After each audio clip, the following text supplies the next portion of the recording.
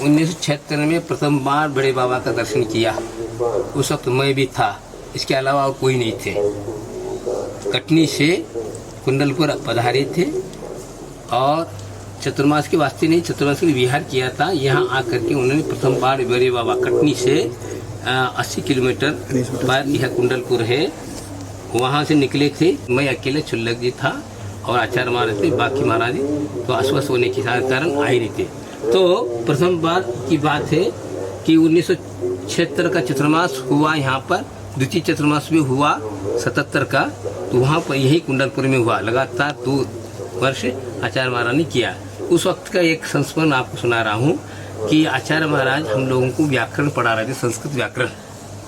और इसी श्रेयांसनाथ भगवान के मंदिर के प्रांगण में बैठ करके आचार्य महाराज हम 2-3 महाराजों को, मैं नीम सागर जी और समय सागर जी को व्याकरण पढ़ा रहे थे।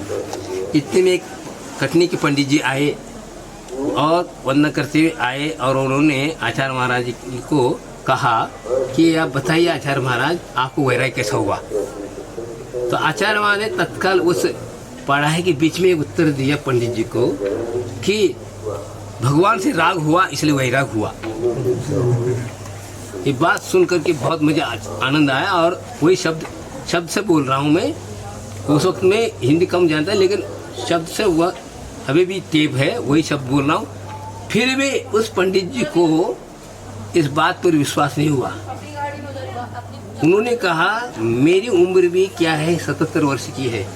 1901 में पहला महीना मेरा जन्म है, लेकिन मेरा कार्य ये है, मैं आपको देखकर मैं शर्मिंद होता हूँ क्योंकि इतनी बड़ी उम्र में आप इतने छोटे मेरे सामने हैं, नाती से भी छोटे हैं, फिर भी आपको इतना वैराग हुआ, आप छोड़ के आए। ऐसी कौन सी परिस्थिति हुई जो आप छोड़ करके जंगल के राह ली। आचार्य महाराज ने इस प्रकार सब ध्यान देने के बाद भी इस प्रकार पूछा। तब आचार्य महाराज ने पढ़ाई को रोकते हुए कहा कि आप लोगों के मुखड़ों को देखकर मुझे वैराग हुआ। इसलिए हुआ कि यदि संसार में सुख होता तो ये दुखी मुखड़े क्यों दिखाई देते। यह नौबत मुझ पर न आए, इसे मुझे वैराग हुआ।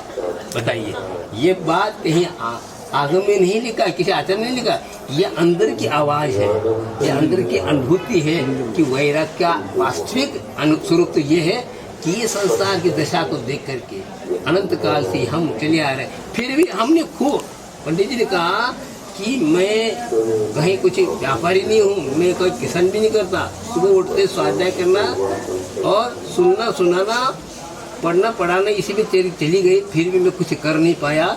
इसलिए मुझे दुख होता है कि आप इतनी छोटी उम्र में वैराग को प्राप्त हुए।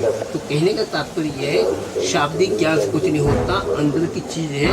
वैराग एक अलग चीज़ है। जैसा जिसका संवेदनशील और को आदि विशेष विश्वास होता है तो ही इस प्रकार के भाव आते। इसीलिए कहना चाहता हूँ कि ऐसे आचार्य महाराज हैं जिनके दर्शन करते हम लोगों को अपने आप स्वरूप का बोध होता है। ऐसे गुरु महाराज हम लोगों को इस पंचम काल मिले, ऐसे आचार्य विद्यासागर महाराज।